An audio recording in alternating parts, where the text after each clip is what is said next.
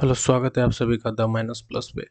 आज के वीडियो में हम लोग स्टार्ट करने वाले हैं समीकरण। ठीक है, इक्वेशन आज के वीडियो में हम आपको समझाएंगे बेसिक से, पूरे स्टार्टिंग से आपको हम समीकरण सिखाएंगे। ठीक है, समीकरण जो है, कोई भी चैप्टर आप सॉल्व करो, परसेंटेज हो, प्रॉफिट एंड लॉस हो, या फिर सिंपल इंटरेस्ट हो, कंपाउंड इंटरेस्ट हो, कोई सा भी चैप्टर हो, आपको इक्वेशन काम में आएगा। ठीक है, इक्वेशन ऐसा चैप्टर है, इक्वेशन ऐसा टॉपिक है जो आपके किसी भी चैप्टर में आप, आपको इसका काम पड़ जाएगा। ठीक है, तो इसी को आज हम लोग स्टार्ट करेंगे, बेसिक से समझाएंगे। और आप लोग ध्यान से अगर देखोगे तो इक्वेशन बेहतर तरीके से समझ पाओगे। अगर इससे पहले आपको इक्वेशन समझने में कभी भी समस्या हुई है, आज के वीडियो को देखने के बाद ये समस्या खत्म हो जाएगी। ठीक है, इक्वेशन इससे पहले टोटल 6 वीडियो जा चुकी है इस सीरीज में। ये जो सीरीज है 9th और 10th मैथ का निचोड़, ये हम लोग अभी कर रहे हैं। इसमें इससे पहले नंबर सिस्टम और पॉलिनोमियल 2 चैप्टर खत्म हो चुका है 6 वीडियो में। अगर आपने नहीं देखा है तो प्लेलिस्ट का लिंक आपको डिस्क्रिप्शन में मिल जाएगा, आप वहां से देख सकते हो। ठीक है, और और बता दें हम आपको कि इस सीरीज का जो नोट्स है वो अवेलेबल है। नोट्स के लिए पे करना होता है। नोट्स लेने के लिए आपको व्हाट्सअप नंबर पर मैसेज करना होगा, व्हाट्सअप नंबर आपको डिस्क्रिप्शन में मिल जाएगा। बात करें आज के टॉपिक की, तो आज का जो टॉपिक है हमारा बहुपद का शून्यक। बहु नहीं नहीं, ये मिस्टेक से यहाँ पर लिखा गया है। ठीक है, बहुपद तो हम लोगों ने कंप्लीट कर लिया है। आज हम लोग सीखेंगे, ठीक है, आज हम लोग सीखेंगे, ये टाइपिंग में ये पहले से रह गया है जब हम लोग बहुपद कर रहे थे। आज हम लोग सीखेंगे इक्वेशन का बेसिक। ठीक है, equation basic, linear equation in one variable. ठीक है, एक चर वाला रैखिक समीकरण आज हम लोग सीखेंगे। ये यहाँ पर मिस्टेक से लिखा गया बहुपद का शून्यक, ये हम लोगों ने कर लिया है। ठीक है, तो इक्वेशन आज हम लोग स्टार्ट करते हैं। जो लोग चैनल पर नए हैं, चैनल को सब्सक्राइब कर लीजिए, वीडियो को लाइक कर दीजिए, दोस्तों में शेयर कर दीजिए। चलिए स्टार्ट करते हैं। आज का जो हमारा टॉपिक है वो, आज का टॉपिक है इक्वेशन। ठीक है, समीकरण। और ये जो फोटो आप देख रहे हो, ये एक तराजू का फोटो है। आप लोग जानते होंगे कि ये तराजू है। ठीक, तराजू में होता क्या है? ठीक है, तराजू जो है, ये तराजू दोनों तरफ का जो पलड़ा है ये बराबर होना चाहिए। ठीक है, तराजू में अगर एक तरफ 1 kg है, दूसरी तरफ भी 1 kg होना चाहिए, कुछ भी, तब ये बराबर होगा। अगर एक तरफ 2 kg है तो दूसरी तरफ भी 2 kg होना चाहिए, तब बराबर होगा। तो समीकरण में हम आपको तराजू इसलिए समझा रहे हैं क्योंकि आपको जो इक्वेशन है, समीकरण है, वो बिल्कुल तराजू की तरह आपको समझना होगा। ठीक है, तराजू और समीकरण में कोई फर्क नहीं है। अगर आप तराजू को समझोगे तो समीकरण भी समझ में आएगा। ठीक है, अब ये हो गया तराजू। तराजू में क्या होना चाहिए? दोनों जो पक्ष है, दोनों जो पलड़ा है, वो बराबर होना चाहिए। अगर मान के चलिए इस तरफ 4 kg है और इस तरफ भी कितना होना चाहिए? 4 kg, तब जाके क्या होगा? ये बराबर होगा। तो तराजू को समीकरण की तरह हम लोग समझेंगे, लेकिन तराजू कैसा होना चाहिए? संतुलित तराजू होना चाहिए। जो बराबर है वो वैसा तराजू होना चाहिए, संतुलित मतलब बराबर। ठीक है, ऐसा नहीं कि कम ज्यादा, पूरा पूरा बराबर होना चाहिए, वैसा तराजू हम लोग लेंगे। ठीक है, उसी को हम लोग समीकरण के तरह समझेंगे। अगर मान लीजिए इस तरफ 3 kg है, ठीक है, एक तरफ, और इस तरफ 4 kg है, तो ये तो बराबर नहीं हुआ। तो इसके लिए क्या करना होगा? जिस तरफ 3 kg है उस तरफ 1 kg और हम लोग दे देंगे, तब ये क्या हो जाएगा? संतुलित तराजू हो जाएगा। तो समीकरण को इसी तरीके से समझेंगे कि ऐसा समीकरण, ऐसा तराजू जो जिसका दोनों पक्ष बराबर है, या संतुलित तराजू हम उसको बोल सकते हैं। ठीक है, तो ये तो आप समझ गए। अब आप देखिए, इसमें समझने वाली बात जो है, ये जो समीकरण होगा उसमें तराजू तो हर जगह नहीं रहेगा। तराजू का फोटो, उसमें कैसा फॉर्मेट रहेगा? तो देखिए, बीच में बराबर का चिन्ह रहेगा। ठीक है, और बराबर के दाएं तरफ जो है, बराबर के दाएं तरफ की अगर बात करें तो यहाँ पर जो कुछ लिखा होगा उसको दायां पक्ष हम लोग बोल सकते हैं। ठीक है, बराबर के दाएं तरफ क्या बोल सकते हैं? दायां पक्ष। और दायां पक्ष को हम लोग बोल सकते हैं राइट हैंड साइड। रुकिए यहाँ पर एक सेकेंड, अभी पहले इस तरफ देखिए। और बायां तरफ जो होगा बराबर के, उसको हम लोग बोल सकते हैं बायां पक्ष। क्या बोल सकते हैं? बायां पक्ष। जो बायां साइड रहेगा उसको बायां पक्ष, जो दायां साइड रहेगा उसको दायां पक्ष। और दायां पक्ष को हम लोग बोल सकते हैं right hand side, right hand side, ठीक है, राइट हैंड साइड। और बायां पक्ष को हम लोग बोल सकते हैं लेफ्ट हैंड साइड, ठीक है, लेफ्ट हैंड साइड। और इसी को शॉर्ट में लिख सकते हैं LHS, यानी कि लेफ्ट हैंड साइड। और RHS, राइट हैंड साइड को हम लोग शॉर्ट में लिख सकते हैं RHS, यानी कि राइट हैंड साइड। तो लेफ्ट हैंड साइड और राइट हैंड साइड दोनों बराबर होना चाहिए, ठीक है। तराजू के तरह अगर समझेंगे, संतुलित तराजू की तरह, तो दोनों तरफ बराबर होना चाहिए। आपको बस ये ध्यान में रखना है कि दोनों तरफ बराबर होना चाहिए। तो समीकरण का जो फॉर्मेट है, मान के चलिए इस प्रकार से लिखा होगा, जैसे मान लीजिए x+4 बराबर 9। तो ये एक समीकरण हो गया। अब देखिए, समीकरण में चर और अचर दो चीजें होती है, चर और अचर दो चीजें होती है। चर मतलब वेरिएबल, ठीक है, और अचर मतलब कांस्टेंट, ठीक है, अचर मतलब कांस्टेंट, ये दो चीजें होती हैं। और चर और अचर के बारे में हम आपको जब पॉलिनोमियल पढ़ रहे थे तभी हमने आपको बता दिया, ठीक है। पॉलिनोमियल पढ़ते समय हमने चर और अचर को हमने समझा चुका है, ठीक है। अब देखिए, चर अचर आप समझ चुके हो। यहाँ पर देखो आप कि x+4 बराबर 9 है, ठीक है। तो ये हो गया। अब यहाँ पर एक सेकेंड, हम क्या करते हैं, यहाँ पर समझते हैं। जैसे x+4 बराबर 9, ये एक समीकरण है। तो समीकरण में अगर आप यहाँ पर देखोगे, ठीक है, ये क्या है, ये बराबर का चिन्ह है, ठीक है, बराबर, बराबर का चिन्ह बोले या प्रतीक बोले, ठीक है, बराबर का चिन्ह है, इक्वल का साइन है। ये बराबर के बायां तरफ है, तो इसको क्या बोल देंगे, बायां पक्ष, ठीक है, बायां पक्ष। या इसको बोल देंगे LHS, यानी कि लेफ्ट हैंड साइड। और ये जो 9 है, ठीक है, ये जो 9 है ये बराबर के दायां तरफ है, तो इसको बोल देंगे राइट हैंड साइड, यानी कि RHS, ठीक। समीकरण आप समझ गए। RHS में 9 है, और 9 आप जानते हैं कि कांस्टेंट है। कांस्टेंट मतलब अचर है, अचर का मान नहीं बदलता है। बायां पक्ष जो है वो क्या है, x+4 है। x+4 में 4 जो है वो अचर है, यानी कि कांस्टेंट है, ठीक है। समीकरण को आप समझिए, पहले हम आपको डिटेल में समझाएंगे। और ये जो x है ये वेरिएबल है, क्या है, वेरिएबल है, जिसका मान बदलता है उसी को वेरिएबल कहते हैं, ठीक है। ये ऐसा है, x+4 में x जो है वो वेरिएबल है। समीकरण आप समझ गए कि बीच में इक्वल का साइन है, राइट हैंड साइड दायां तरफ जो है वो 9 है, 9 जो कि कांस्टेंट है, और बायां तरफ क्या है, x+4 है, ठीक है। अब चलिए समीकरण का, देखिए समीकरण को हल करेंगे, लेकिन समीकरण को हल करने से पहले समझेंगे कि समीकरण को हल करना होता क्या है, हल करने का मतलब क्या हुआ। तो ये एक तराजू है, तराजू के दायां तरफ जो है वो 9 है, और बायां तरफ जो है x+4 है। हमने आपको बताया कि समीकरण को तराजू की तरह समझिए, ऐसा तराजू जो संतुलित हो, मतलब दोनों तरफ बराबर हो। अब देखिए, दायां तरफ अगर 9 है तो बायां तरफ भी कितना होना चाहिए, बायां तरफ भी होना चाहिए 9, ठीक। लेकिन यहाँ पर 9 तो नहीं लिखा है, लिखा है x+4। x क्या है, x क्या है, x है चर, चर यानी कि वेरिएबल। वेरिएबल का मान बदलता है, ठीक है, कुछ भी हो सकता है उसका वैल्यू, 1 2 3 4 5 6 0 -1 -2 -3, या 3/4 2/4 1/4, कुछ भी हो सकता है उसका मान। लेकिन यहाँ पर देखिए कि हमको लाना है 9, ठीक है, हमको कितना लाना है, 9, तभी तो ये संतुलित होगा, बराबर होगा। तो x+4 है।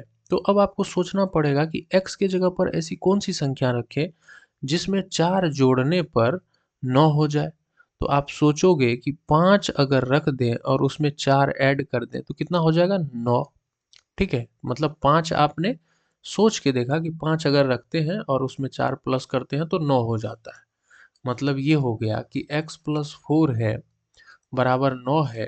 तो आप सोच सकते हो कि अगर x की जगह पर 5 रख दें, ठीक है, आगे में +4 लिखा हुआ है, तब ये जाके कितना हो जाएगा, ये 9 हो जाएगा। तो एलएचएस में भी 9 हो जाएगा और आरएचएस में कितना है, 9 पहले से ही है, यानी x का जो वैल्यू है वो 5 हो जाएगा, ये आंसर हो जाएगा। इस तरीके से आप इसको सोच सकते हो, सोचने की प्रक्रिया ये हो सकती है। शुरुआती दौर में ऐसा ही सोचना पड़ेगा, ठीक है। अब देखिए, इस तरीके से अगर आपने सोच लिया कि x का वैल्यू अगर आप सोच सकते हो, ठीक है, ये तरीका सही है कि आप सोच लोगे और आंसर बता दोगे। लेकिन आगे जाके जटिल प्रक्रिया से आपको गुजरना पड़ेगा, थोड़ा सा कॉम्प्लेक्स हो जाएगा, चीज़ें जो है थोड़ी सी जटिल हो जाएंगी, तब आपको समस्या होगा। इसके लिए हम आपको तरीका बताएंगे आगे कि किस तरीके से सॉल्व करना है, किस तरीके से सॉल्व नहीं करना है, ठीक है। अभी चलिए हम आपको यहाँ पर बताते हैं। देखिए, एक चीज़ तो ये भी कर सकते हैं, जैसे देखिए यहाँ पर x+4 बराबर 9 है। इससे पहला जो एग्जाम्पल था उसमें देखिए x का वैल्यू हम लोगों ने कितना कितना कैलकुलेट किया, 5 कैलकुलेट किया। तो आप देखोगे कि समीकरण में जो चर है, जो वेरिएबल है, जो चर यानी कि वेरिएबल है, वेरिएबल यानी कि एक्स वाई जेड कुछ भी लिखा हुआ हो सकता है। जैसे यहाँ पर एक्स लिखा हुआ है तो एक्स की जगह पे वाई लिखा हो, जेड लिखा हो, ए लिखा हो, बी लिखा हो, C D E F G कुछ भी लिखा हो, तो आपको उसी का तो वैल्यू कैलकुलेट करना है। जैसे एक्स बराबर यहाँ 5 आया, ठीक है, तो हम लोगों को करना क्या है, आखिरी में तो जो चर दिया गया है उसी का वैल्यू कैलकुलेट करना, उसी का मान, मतलब उसका कितना वैल्यू होगा ताकि ये जो समीकरण है वो संतुलित हो जाए, यानी कि दोनों पक्ष बराबर हो जाए। मतलब उसी चर का वैल्यू कैलकुलेट करना होता है, ठीक। तो अब देखिए, ये एक तराजू है, ठीक है, ये तराजू का बायां पक्ष, ये तराजू का दायां पक्ष, यानी कि 9 जो है ये राइट हैंड साइड और x+4 जो है ये लेफ्ट हैंड साइड है। ये तराजू है, ठीक है। अब इस तराजू में से हम क्या करते हैं, अब आप समीकरण को अगर हल कर रहे हैं तो आप जानते हैं कि यहाँ पर जो x लिखा हुआ है इसी का वैल्यू हम लोगों को कैलकुलेट करना है कि x किसके बराबर होगा, वही आंसर होगा। तो हम क्या करते हैं, देखिए, इसको सॉल्व करने के लिए हम लोग जो तरीका अपनाते हैं वो हम आपको अभी समझा रहे हैं, आप लोग ध्यान दीजिएगा प्रोसेस पे। जैसे यहाँ पर +4 है, यानी कि 4 जोड़ में है, तो अगर 4 घटा दें, यहाँ पर टोटल कितना है x+4, तो इसमें से अगर +4 हट जाए किसी तरह तो कितना बच जाएगा, x बच जाएगा। तो x बराबर जो होगा वही आंसर हो जाएगा, ठीक है। अभी समझिए बात को, हम करते क्या है, जैसे x+4 है तो हम लोग क्या करते हैं, x+4 लिख दिए और इसमें से 4 घटा देते हैं, ठीक है, और बराबर का चिन्ह देते हैं। और ये तो तराजू है, तो तराजू में अगर उस तरफ से हम लोगों ने 4 माइनस किया है तो इस तरफ भी 4 माइनस करेंगे, दोनों तरफ से हमें 4 घटाना होगा, तभी तो ये संतुलित रहेगा, नहीं तो गड़बड़ा जाएगा, ठीक है। तो एक तरफ से हम लोगों ने 4 को हटाया तो दूसरे तरफ से भी 4 हम लोग हटाएंगे। अब क्या होगा, ये जो +4 है -4 है तो ये 0 हो जाएगा, यानी कि x+0, यानी कि x बच जाएगा केवल, बराबर 9 में से 4 को माइनस करेंगे तो कितना बच जाएगा, 5। यानी कि हमारे पास जो है x बराबर कितना बच गया, 5। ये हो गया क्या, आंसर। इसमें आपको सोचना नहीं पड़ा कि x की जगह पर क्या रखें ताकि 9 हो जाए। तो ऐसा हो सकता है, इससे पहले जो हम आपको बताएं कि x+4 बराबर 9 है तो आप सोच के देखिए x बराबर क्या रखेंगे तो 9 हो जाए। आप 1 रख के देखोगे तो 5 होगा, 2 रख के देखोगे तो 6 होगा, 3 रख के देखोगे तो 7 होगा, 4 रख के देखोगे तो 8 होगा, फिर 5 रख के आप देखोगे तो 9 होगा, और 9 हो गया तो 5 हमारा आंसर हो जाएगा। तो ये प्रोसेस तो लंबा हो गया, आप सोचोगे तो सोचने में तो समय लग जाएगा, ठीक है। ऐसा कर सकते हैं, हमें तो पता है कि चर का वैल्यू कैलकुलेट करना है, ठीक है, हमें तो पता है कि चर का वैल्यू कैलकुलेट करना है, तो चर को रख के बाकी जो चीज़ें एक्स्ट्रा में है उसको धीरे धीरे हटाएंगे। जैसे यहाँ पे +4 था तो +4 को हटाना था तो उसके लिए हमने -4 किया, तो एक तरफ -4 किया लेफ्ट हैंड साइड में, तो राइट हैंड साइड में भी -4 करना होगा, क्योंकि ये एक तराजू है। अगर तराजू के एक तरफ भी 10, इस तरफ भी 10 केजी चीनी है और दूसरी तरफ भी मान के चलो आपकी 10 केजी चीनी है, अगर इस तरफ से हम 2 केजी चीनी को हटा लें तो इस तरफ से भी 2 केजी चीनी को हटाना होगा, तभी तो वो तराजू बराबर रहेगा हमेशा, ठीक है। एक तरफ से जितना हटाएंगे दूसरे तरफ से भी उतना ही हटाएंगे, या एक तरफ जितना उसमें डालेंगे दूसरे तरफ भी उतना डालेंगे, तो ये ध्यान में रखना होगा क्योंकि ये संतुलित तराजू है, ठीक है। तो उसी प्रकार हम लोगों ने यहाँ पर +4 था तो -4 किया, तो दोनों तरफ से -4 किया, तब यहाँ पर x बच गया और x बराबर 5 हो गया, तो आंसर आ गया। ठीक है, तो इस तरीके से भी आप कर सकते हो। लेकिन लेकिन अब आप देखिए, हम आपको समझाते हैं एक चीज और। देखिए, दोनों पक्षों में समान संख्या जोड़ा, घटाया, गुना या भाग कर सकते हैं। समीकरण का ये नियम हम आपको समझाते हैं कि अगर समीकरण है, ठीक है, x+4 बराबर 9 है, ठीक है, अगर हम चाहें तो दोनों पक्षों में, यानी कि लेफ्ट हैंड साइड और राइट हैंड साइड, दोनों पक्षों में समान संख्या जोड़ सकते हैं, ठीक है, समान संख्या घटा सकते हैं, समान संख्या से गुना कर सकते हैं और समान संख्या से भागा भी कर सकते हैं, ठीक है। लेकिन गुना और भागा करते समय ध्यान रखना होगा कि जीरो से गुना या भाग नहीं कर सकते, ठीक है, क्योंकि जीरो से अगर मल्टीप्लाई करें तो वो तो टोटल जीरो हो जाएगा, तब तो समीकरण का हल ही नहीं निकलेगा। और जीरो से अगर डिवाइड करें तो ये बात आपको समझना होगा, जब नंबर सिस्टम पढ़ा रहे थे तभी हमने आपको बताया था कि किसी भी संख्या को जीरो से डिवाइड नहीं कर सकते हैं, क्योंकि जीरो से डिवाइड करेंगे वो इनफाइनाइट हो जाएगा या अनडिफाइन हो जाएगा, वो अपरिभाषित हो जाएगा, ऐसा हम लोग नहीं कर सकते हैं। जीरो से डिवाइड नहीं कर सकते हैं किसी भी संख्या को, तो जीरो से तो डिवाइड नहीं कर सकते हैं, जीरो से मल्टीप्लाई भी नहीं करेंगे, क्योंकि मल्टीप्लाई करेंगे तो टोटल जीरो हो जाएगा, समीकरण का हल नहीं निकलेगा। तो आपको ध्यान रखना है, जीरो के अलावा किसी भी संख्या से गुना और भाग कर सकते हैं, दोनों पक्षों में करना होगा समान संख्या से, ठीक है। ये हो गई एक बात।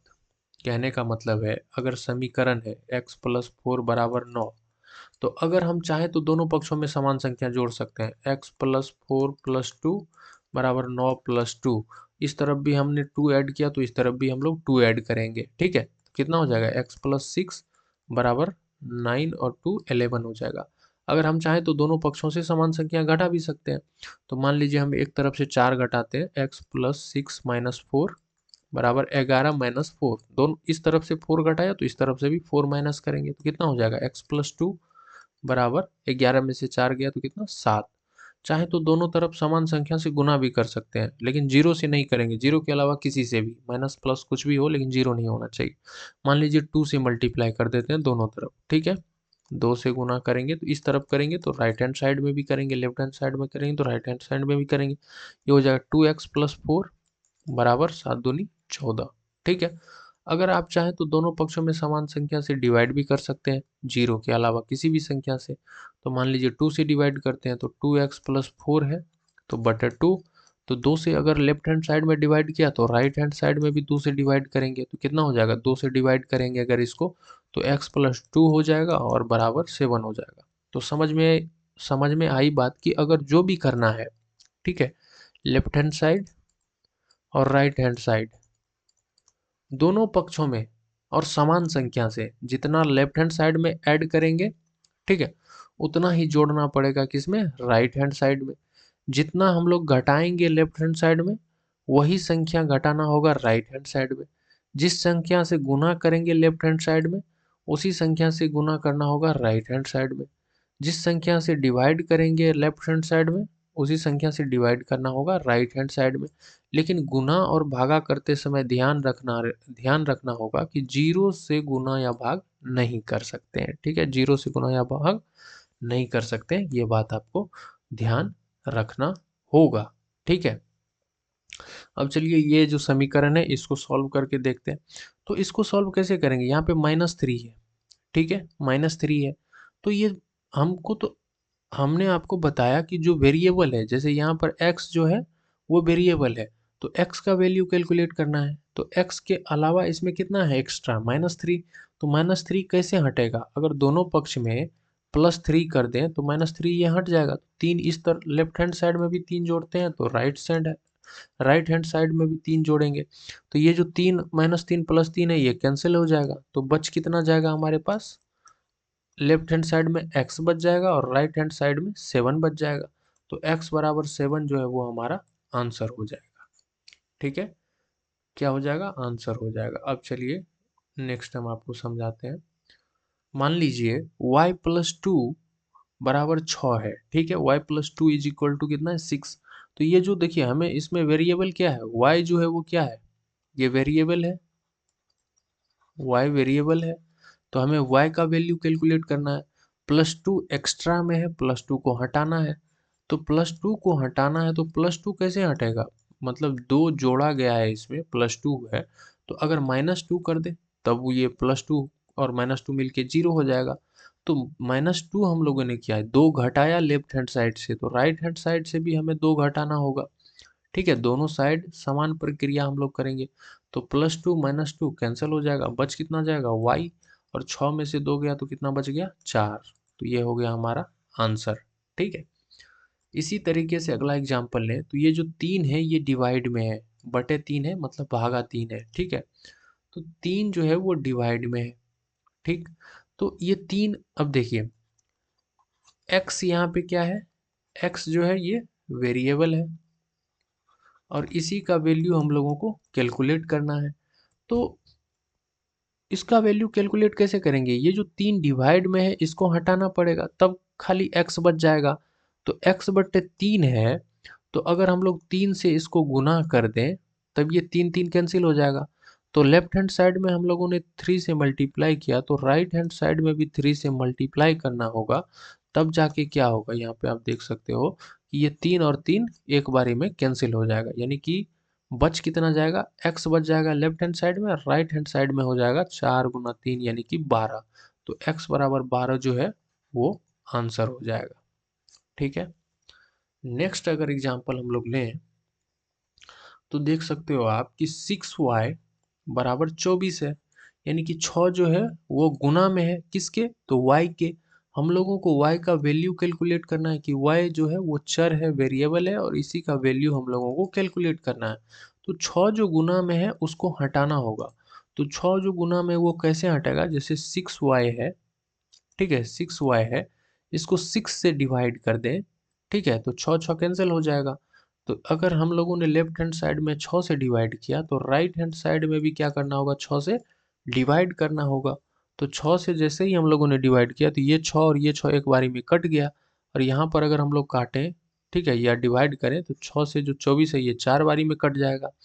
तो यहाँ पर बच कितना जाएगा, y बराबर 4, ये हमारा आंसर हो जाएगा।